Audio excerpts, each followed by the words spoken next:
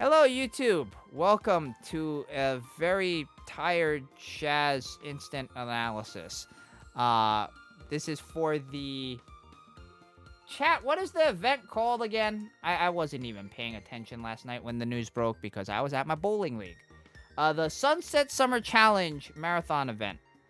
Um,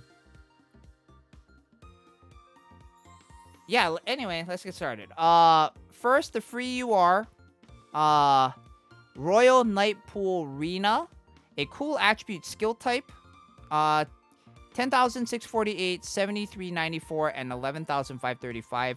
So, at, you know, bond level 1, no bond board advancement, roughly a 50% crit rate.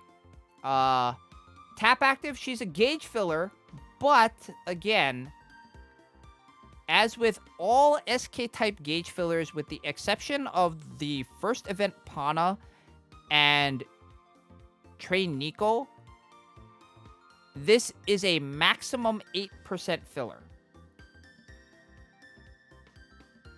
Maximum 8% filler. Passive ability is a tech up for same attribute cards, maximum 5.2%. Which is actually kind of nice because that means that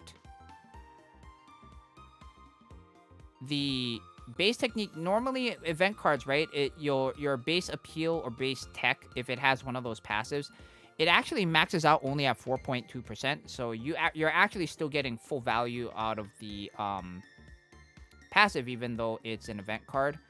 Live show active when appeal chance starts. Increase skill activation rate by 10% until this appeal chance ends, just to this card. Which, right, up until now, we've only seen this type of live show active on the 11% cards, right? Your Party Kanons, your Second Fest Chicas, your Christmas Lanzus, stuff like that.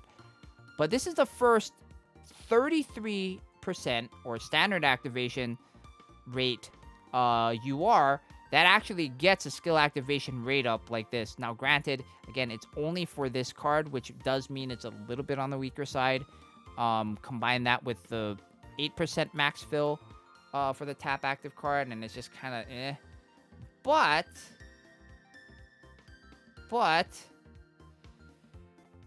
I mean, the card is okay.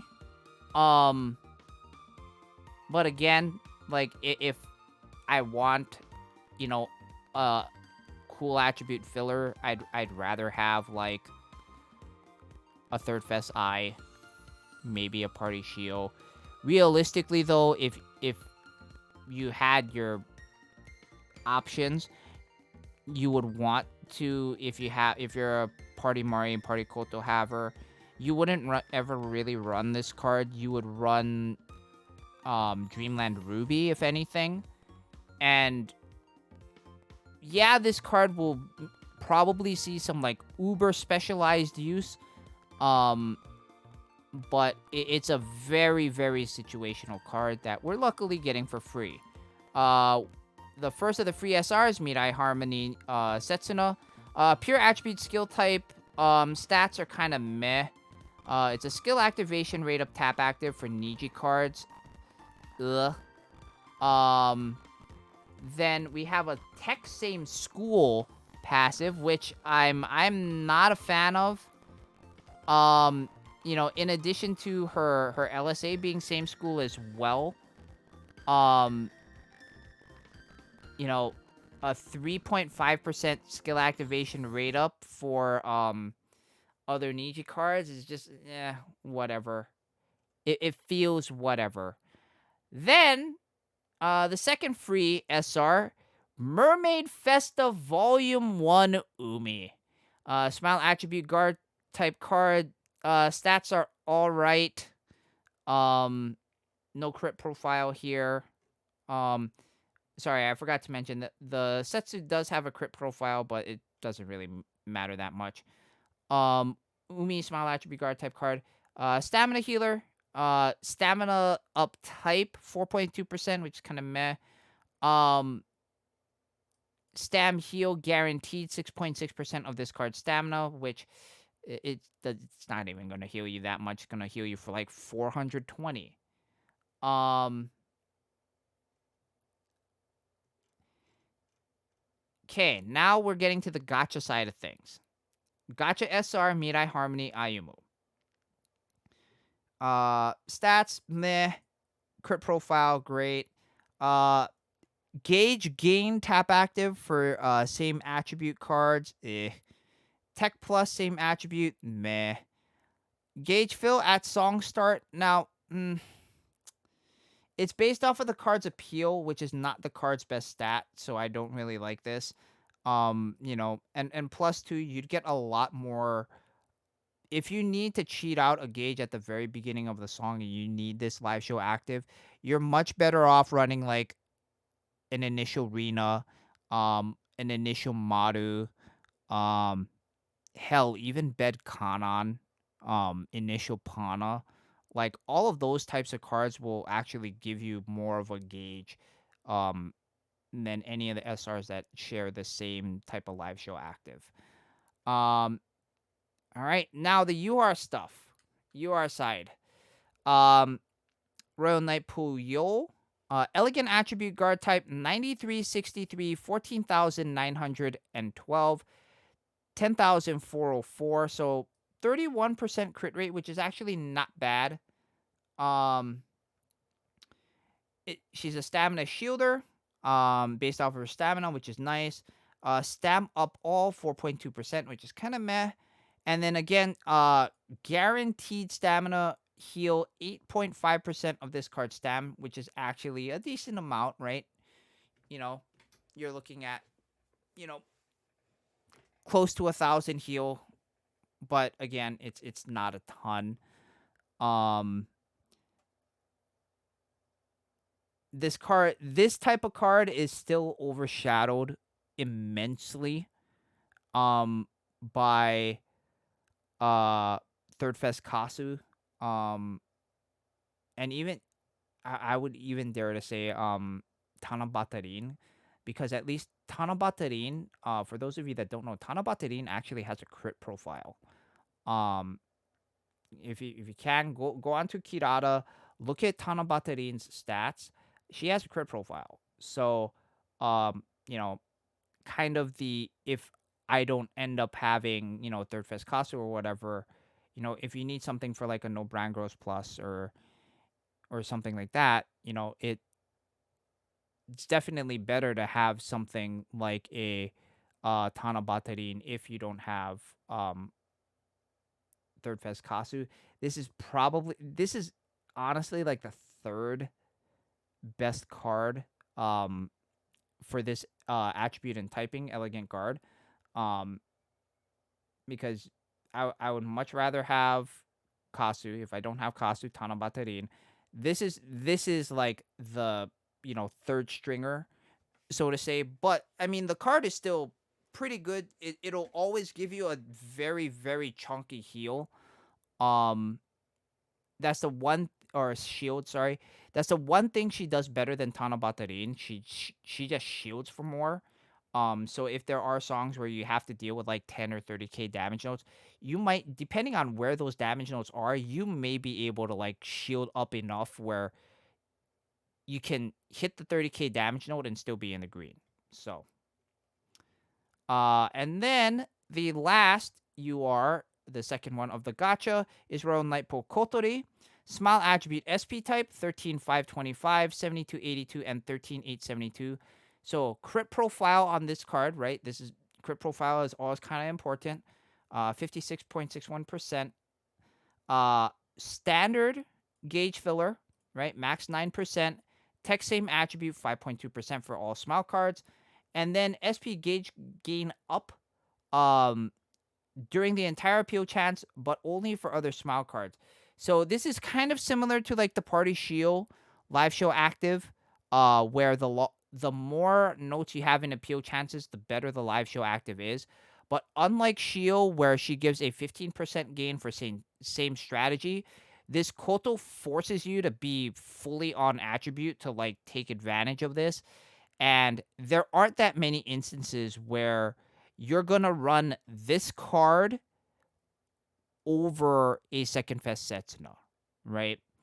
And with Kotori's party card and party Mari, if you had both of those, if you don't have Setsu and you need a smile attribute filler, yes, this card can definitely fit the bill, but she's not going to give you, you're not really going to take advantage of her live show active. Um, and yeah, with Koto actually getting a second smile attribute filler, so now she has two smile attribute fillers, right? This card and New World, right? Welcome to the New World.